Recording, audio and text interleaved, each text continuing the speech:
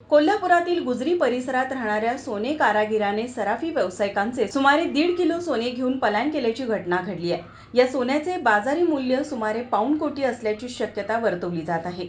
पलायन केलेल्या कामगाराचे नाव काशीनाथ बंगाली असून या घटनेने कोल्हापुरातील सराफी बाजारात एकच खळबळ उडाली आहे। काशीनाथ बंगाली हा गेली 15 वर्ष गुजरी परिसरातील महादेव गल्लीत राहत होता। कोल्हापुरातील अनेक सराफ पेढ्यांचे दागिने बनवण्याचं तो काम करत होता। त्याच्याकडे जवळपास 8 ते 10 कामगार काम करत होते। या कामगारांसह तो महादेव गल्लीतील गरगटे कॉम्प्लेक्सच्या शेवटच्या मजल्यावर राहत होता। आज सकाळी 6च्या सुमारास काशीनाथ बंगाली व त्याच्या 8 ते 10 साथीदारांनी कोल्हापुरातून पलायन केल्याचं उघडकीस आलं। याची माहिती मिळताच त्याच्याकडे दागिने करण्यासाठी सोने दिलेल्या सराफांनी महादेव गल्ली परिसरात मोठी गर्दी केली होती।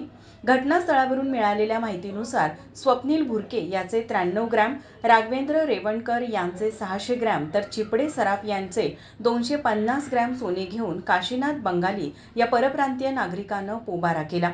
फसवणुकीचा आकडा वाढण्याची शक्यता असून जुना राजवाडा आणि स्थानिक गुन्हे शाखेचे पोलीस घटनास्थळी दाखल झालेत। दरम्यान फसवणूक झालेल्या सराफ व्यावसायिकांचे जबाब नोंदवण्याचे काम सध्या सुरू आहे। माझा महाराष्ट्र, कोल्हापूर।